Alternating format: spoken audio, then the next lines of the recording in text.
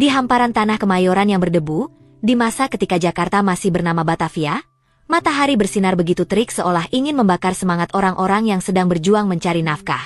Di masa itu, hidup rakyat kecil tidaklah mudah. Mereka harus tunduk pada aturan penjajah, dan yang lebih menyedihkan, mereka juga seringkali ditekan oleh bangsa sendiri yang gila hormat dan harta. Namun, di tengah kesulitan itu, ada satu nama yang selalu disebut dengan nada hormat oleh warga kampung. Nama itu adalah Murtado. Ia adalah seorang pemuda bertubuh tegap, namun wajahnya selalu tenang dan murah senyum.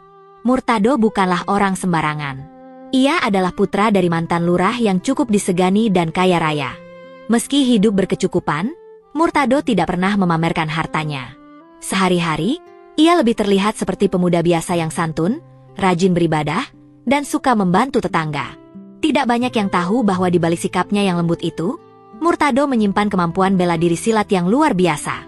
Ia memegang teguh prinsip padi. Semakin berisi, semakin merunduk. Baginya, kekuatan bukanlah alat untuk menindas, melainkan amanah untuk melindungi. Sayangnya, ketenangan di Kemayoran mulai terusik oleh kehadiran seorang jagoan bernama Bek Lihun. Bek Lihun adalah pemimpin keamanan yang ditunjuk oleh pemerintah kolonial. Seharusnya ia menjaga ketertiban, namun kekuasaan telah membutakan matanya. Bersama gerombolan anak buahnya, Bek Lihun justru menjadi momok yang menakutkan.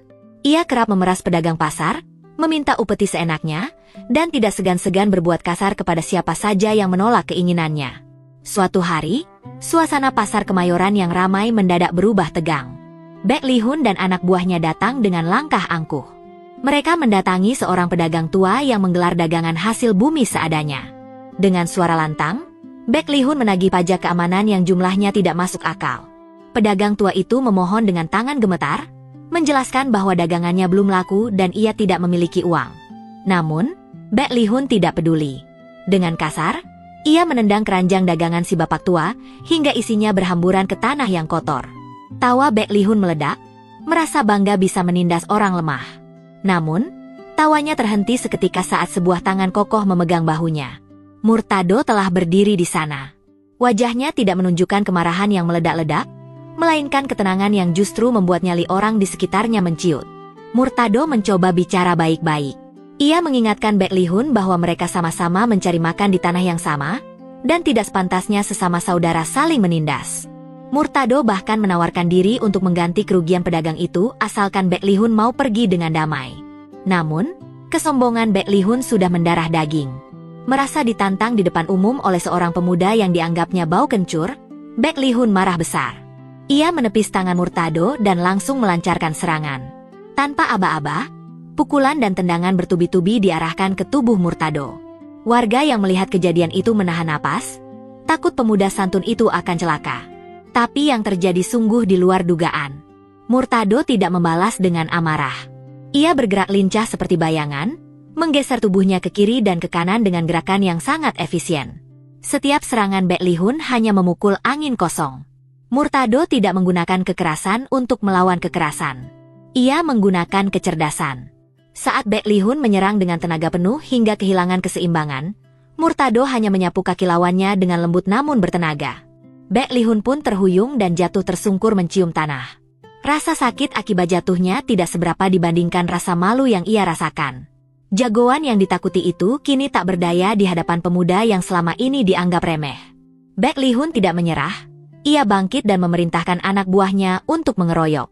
Namun, satu persatu anak buahnya berhasil dilumpuhkan Murtado dengan teknik kuncian yang membuat mereka tidak bisa bergerak, tanpa harus melukai mereka secara fatal. Dalam waktu singkat, gerombolan pengacau itu lari tunggang langgang meninggalkan pasar, diiringi sorak-sorai warga yang merasa lega. Kabar tentang kehebatan Murtado menyebar sangat cepat hingga ke telinga para pejabat Kompeni Belanda.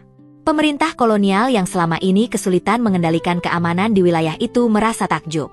Mereka berpikir, jika Murtado bisa diajak bekerja sama, tugas mereka akan jauh lebih mudah. Utusan Belanda pun datang menemui Murtado. Mereka membawa tawaran yang sangat menggiurkan. Jabatan tinggi sebagai penguasa wilayah Kemayoran, gaji yang besar, dan fasilitas mewah, asalkan Murtado mau bekerja di bawah perintah kompeni. Bagi banyak orang, tawaran itu adalah impian. Namun, Murtado menggelengkan kepalanya dengan tegas. Ia menolak tawaran itu mentah-mentah. Dengan tatapan tajam, Ia berkata bahwa ia tidak sudi menjadi alat penjajah untuk menekan bangsanya sendiri.